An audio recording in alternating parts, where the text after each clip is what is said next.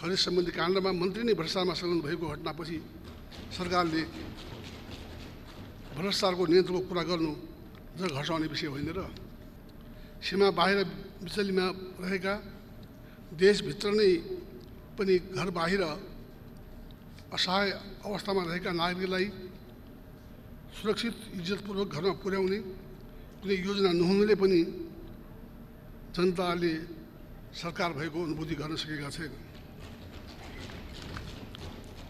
म प्रश्न गर्न चाहन्छु, सरकारले लकडाउनको यो अवधिमा के तयारी गर्यो? परिस्थितिको गम्भीरताप्रति सरकार संवेदनशील हुन नसकेको दृष्टान्त यो हो तयारीविहीनता। विदेशमा लाखौं नेपाली कोरोनाका कारण समस्यामा परेका छन्। भारतीय सीमा नाकामा हजारौं नागरिक बिचल्लीमा परेका छन्। तिनले सरकारबाट सुरक्षित रूपमा घर फर्किने वातावरणको सहजीकरण होस् भन्ने अपेक्षा गरेका छन्।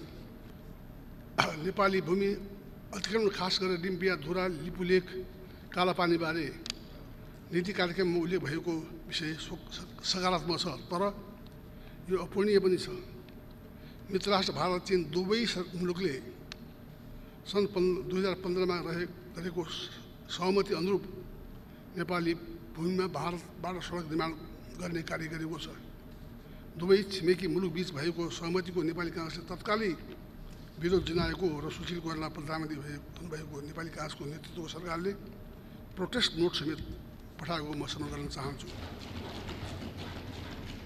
नेपाली भूमिमा भएको अतिक्रमण र सडक निर्माण बारे छिमेकी मुलुक मित्र राष्ट्र चीनसँग समेत उच्च स्तरमा सार्थक परिणाममुखी वार्ता गरी समस्याको समाधान गर्नुपर्दछ। सम्माननीय सभामुख महोदय,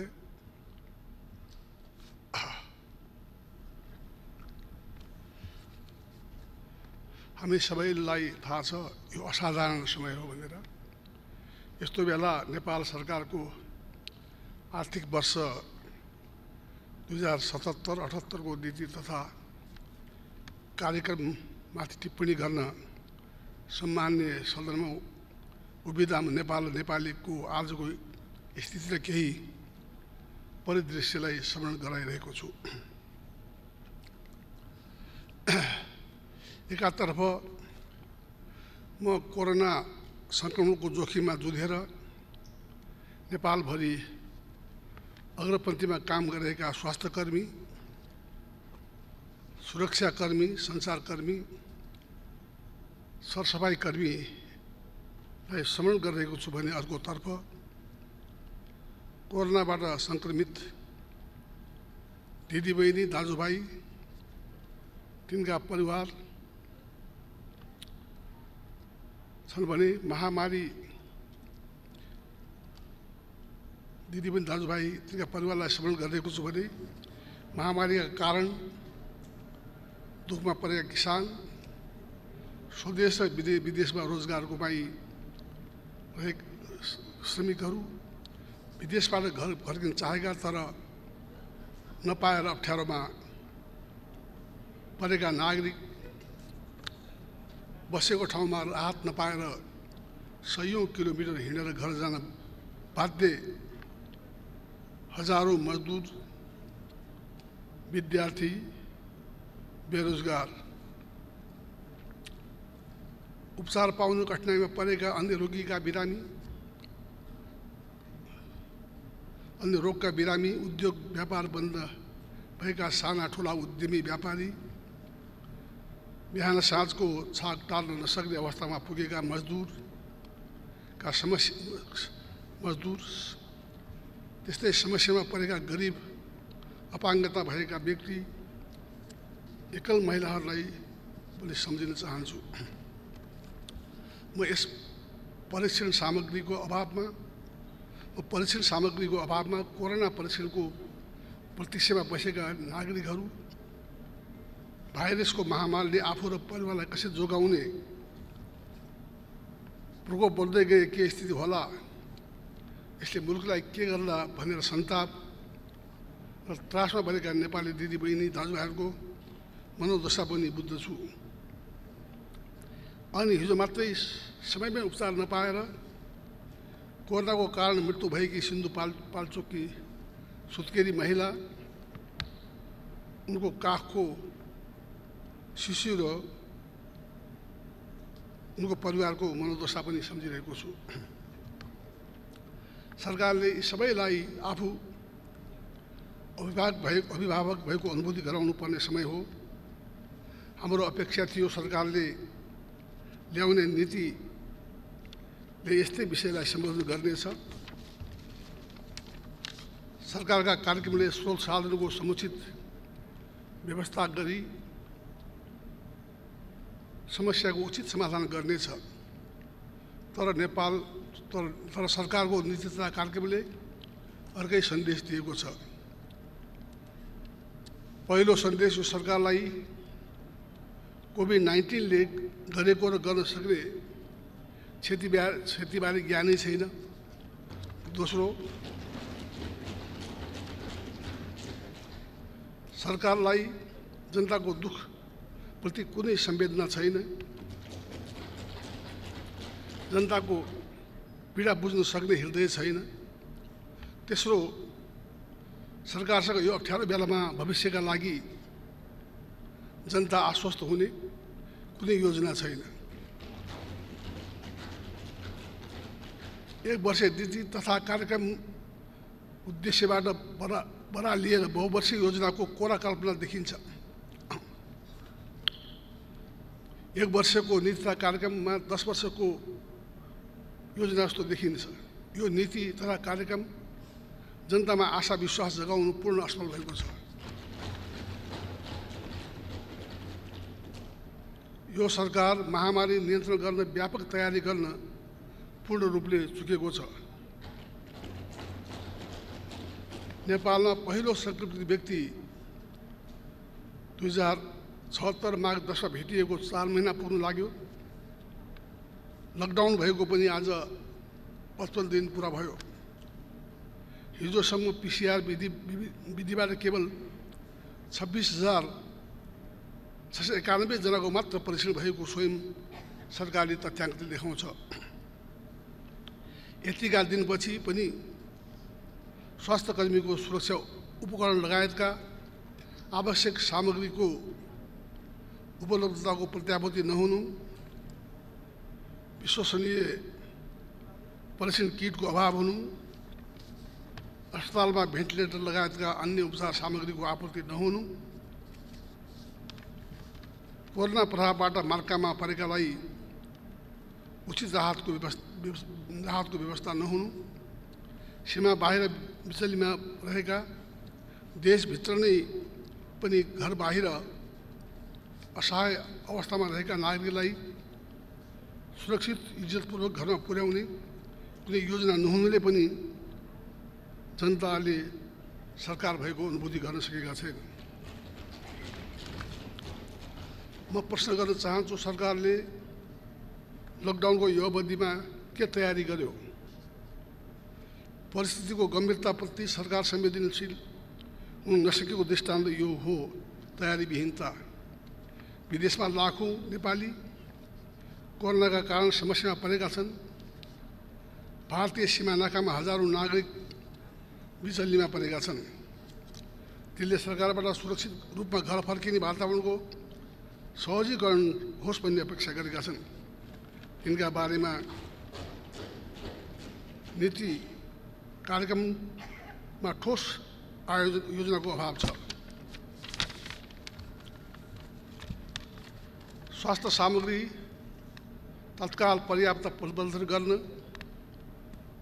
PCR परीक्षणको दायरा व्यापक रूपले समुदाय स्तरमा पुर्याउन, विभिन्न क्षेत्रका लागि आवश्यक राहतको व्यवस्थित प्याकेज ल्याउन र विदेशमा अप्ठ्यारो परेका नेपाललाई स्वदेश फर्काएर मापदण्डयुक्त क्वारेन्टाइनमा व्यवस्थित रूपले राखेर परीक्षण पश्चात घर पुर्याउने व्यवस्था मिलाउनु सरकारसँग माग गर्न चाहन्छु।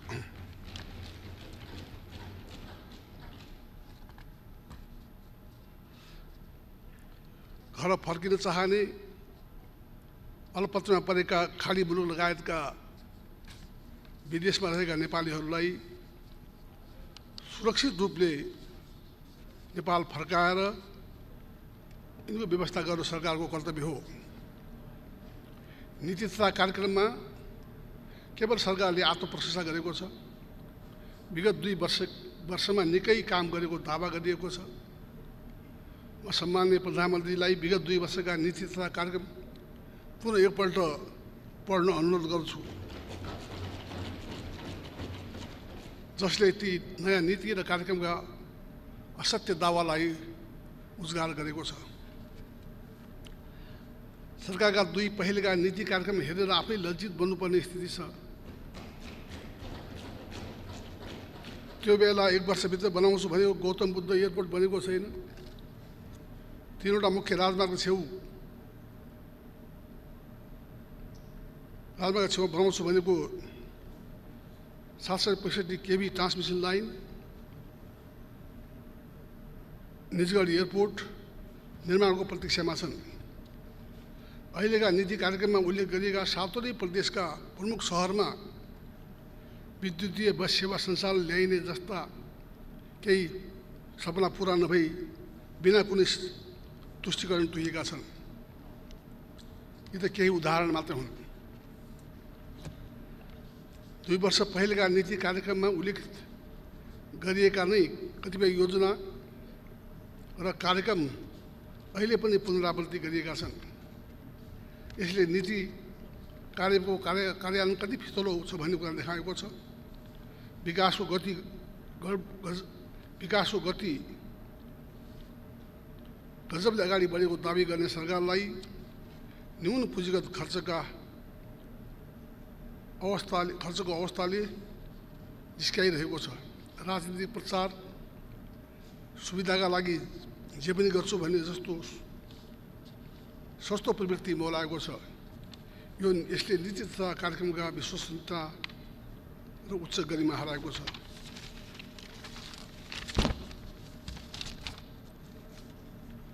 वर्तमान सरकार समस्यालाई ठिकसँग हेर्न सकिरहेको छैन या अप्ठ्यारोको गम्भीरता बुझिरहेको छैन। विगत 2 वर्षका कार्यक्रम अहिले पनि दोहोरिएका छन्। अहिले पनि गुरु योजना बनाएर कार्यक्रम ल्याएको थिएन। अहिले फेरि त्यसरी नै दोहोरिएका छन्। यसले खर्चको लक्ष्य धेरै राख्ने सङ्केत मिलेको छ। राजस्वको यो वर्षको लक्ष्य समेत नभेटिएको परिप्रेक्ष्यमा पुराना योजना पनि दोहोऱ्याइरहने र महामारीसँग लड्ने नयाँ खर्च पनि छुट्याउने भने यो सबैका लागि स्रोत कहाँबाट आउँछ? यसले निजी क्षेत्रलाई दोहन गर्ने, उनीहरूलाई ब्याङ्कबाट उपलब्ध हुने पुँजी सरकारले आन्तरिक ऋण उठाउने र जथाभावी वैदेशिक ऋण लिने गलत नीतितर्फ जान्छ। नीति तथा कार्यक्रममा सरकारले सुशासन, शान्ति सुरक्षा कायम गरेको, भ्रष्टाचार विरुद्ध कारबाहीलाई तीव्रता दिएको भनिएको छ। बालिका निर्मला पन्तको बलात्कार हत्या भएको 2 वर्ष पुग्दैछ। यो अपराधिक घटनाका प्रति सरकार उदासीन तर गैरजिम्मेदार व्यवहारले सुशासन र शान्ति सुरक्षाको विषयमा सरकारले दावालाई चुनौती दिएको छ। यो त एक प्रतिनिधिमूलक घटना मात्र हो। यस्ता अपराधका अनेकौं घटनालाई नियन्त्रण गर्न सरकार असफल भएको छ। भ्रष्टाचारका एकपछि अर्का काण्ड भएका छन्। पछिल्लो समयमा सार्वजनिक भएका यति काण्ड हुँदै सिक्युरिटी प्रेस खरिद सम्बन्धी काण्डमा मन्त्री नै भ्रष्टाचारमा संलग्न भएको घटनापछि सरकारले भ्रष्टाचारको नियन्त्रणको कुरा गर्नु जग हर्साउने विषय होइन र? कोरोना महामारीको बेला अत्यावश्यक सामग्री औषधि समेतमा भ्रष्टाचार गरिएको भनी प्रश्न उठ्नु, त्यसमा छानबिन हुनुको साटो प्रधानमन्त्री आफैले भ्रष्टाचारजन्य घटनाको बचाउमा उत्रिने र उन्मुक्ति दिने जस्ता घटनाले सुशासन र सदाचारको विषयमा सरकार पूर्णतः असफल भएको स्पष्ट पुष्टि हुन्छ। उल्टै सरकार सम्प्रेषण गर्न सञ्चार माध्यम सामाजिक सञ्जाललाई अस्तित्व फैलाएको आरोप प्रधानमन्त्रीले लगाउनु भएको छ। उहाँको तहबाट यो अभिव्यक्ति आउनु एकातर्फ दुःखद थियो भने अर्कोतर्फ प्रेसको स्वतन्त्र भूमिकालाई कुण्ठित गर्ने नियत समेत थियो।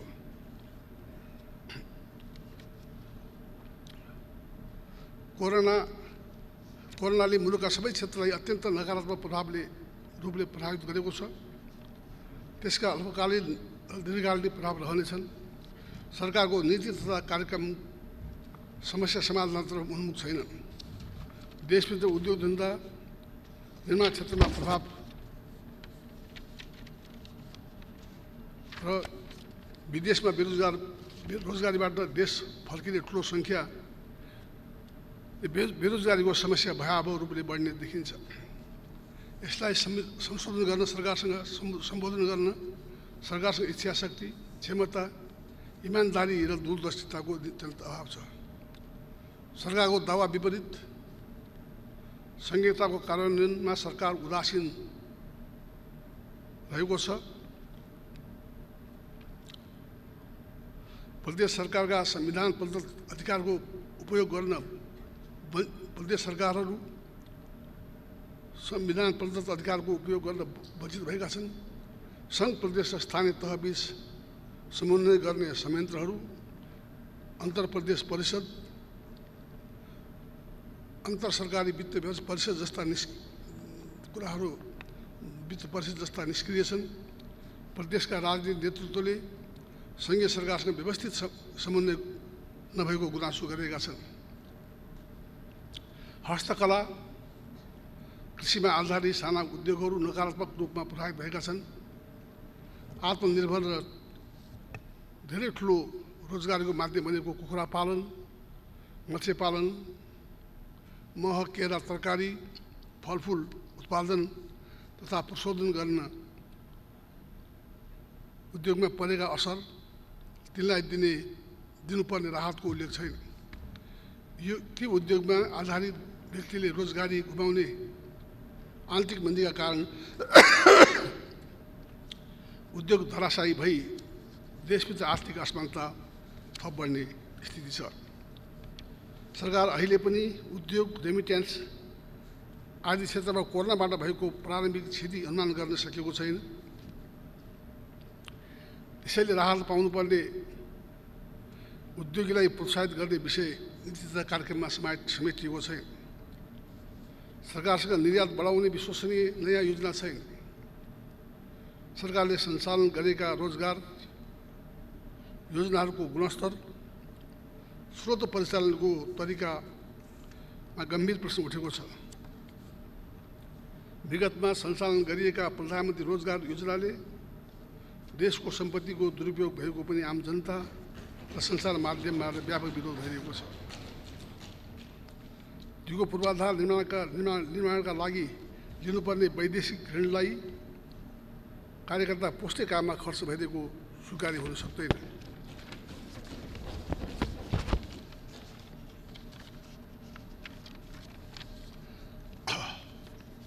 अहिले कोरोनाबाट व्यापक रूपमा प्रभावित भएको क्षेत्र पर्यटन पनि हो।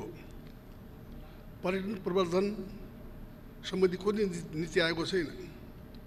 केही एयरपोर्टको निर्माण मर्मत मात्र दिगो गुणस्तरीय पर्यटनको स्रोत होइन।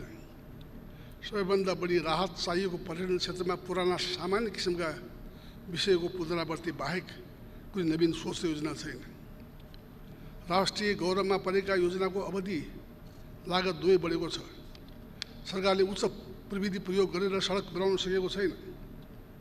सही योजनाको छनौट, विकास कार्य गुणस्तर, निर्माण क्षेत्रमा निर्माणको क्षमता वृद्धिमा ध्यान दिएको छैन। ऊर्जा क्षेत्रको कार्यक्रमले निजी क्षेत्रलाई व्यवस्था गरेको छ। कैयौँ योजना महामारीले पीडित छन्, त्यसलाई राहत वा अन्य कुनै व्यवस्था गरेको छैन। यस्तो अप्ठ्यारो बेलामा पनि सरकार मितव्ययीको पक्षमा देखिएन। यो सरकार आफैले गठन गरेको आयोगको मितव्ययितामा सिफारिस समेत लागू गर्न तयार छैन। वैदेशिक ऋण निरन्तर बढिरहेको छ। सरकार मितव्ययी हुनु र वैदेशिक नीतिका निम्ति पारदर्शी हुन आवश्यक छ। नेपाली भूमि अतिक्रमण खास गरेर डिम्बिया, धुरा, लिपुलेख, कालापानीबारे नीति कार्यक्रममा उल्लेख भएको विषय सकारात्मक छ, तर यो अपूर्णीय पनि छ। मित्रराष्ट्र भारत, चीन दुवै मुलुकले सन् 2015मा गरेको सहमति अनुरूप नेपाली भूमिमा भारतबाट सडक निर्माण गर्ने कार्य गरेको छ।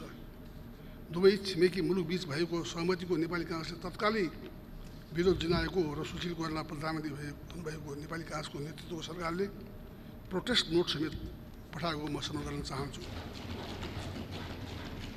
नेपाली भूमिमा भएको अतिक्रमण र सडक निर्माण बारे छिमेकी मुलुक मित्र राष्ट्र चीनसँग समेत उच्च स्तरमा सार्थक परिणाममुखी वार्ता गरी समस्याको समाधान गर्नुपर्दछ।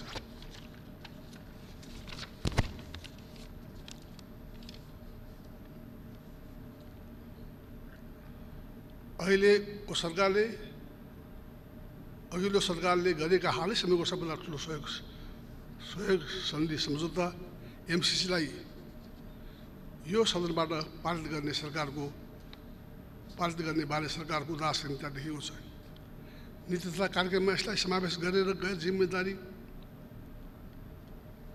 र जवाबदेहिताका साथ सरकार अग्रसर हुन सकेको छैन। यही सदनमा प्रस्तुत गरेर पारित गर्ने प्रक्रिया अघि बढाउन माग गर्दछु।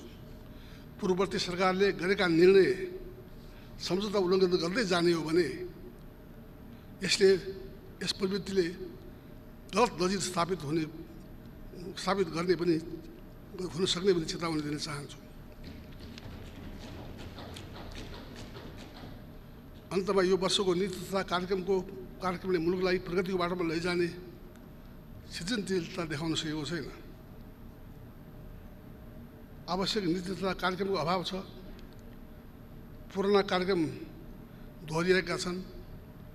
राजस्वमा आउने कमीले कुनै प्रभावबारे केही बोलेको छैन। अहिलेको महामारीले पार्ने बहुआयामिक प्रभावबारे नीति तथा कार्यक्रम बोल्न सकेको छैन। नेपाली समाज कोरोनाले पार्ने नकारात्मक प्रभावको अल्पकालीन दीर्घकालीन समाधान उचित उपायको खोजी गर्न सकेको छैन। म सरकारलाई बजेट व्यवस्थापनमा यी सबै कुरालाई गम्भीरतापूर्वक ध्यान दिन सुझाव दिन चाहन्छु। अहिले यो सदन मार्फत म सम्पूर्ण नेपाली दाजुभाइ दिदीबहिनीहरूमा के भन्न चाहन्छु भने यो कोरोना अत्यन्तै डरलाग्दो भाइरस हो। यसको चाहिँ भ्याक्सिन आउने कुराको निश्चित छैन। त्यसैले सबै नेपालीहरूले आवश्यक डिस्टेन्समा रहेर आफ्नो र परिवारको मात्रै भएर समाजको स्वास्थ्यको ध्यान राख्न पनि म अनुरोध गर्न चाहन्छु। र यसमा हाम्रो पार्टीको तर्फबाट, हाम्रो संसद दलको तर्फबाट आउने संशोधन प्रस्ताव आउने नै छ भन्ने पनि म चाहिँ नि यो सदनमा जानकारी दिन चाहन्छु। तपाईँ यति भन्दै बिदा हुन्छु। धन्यवाद। जय नेपाल।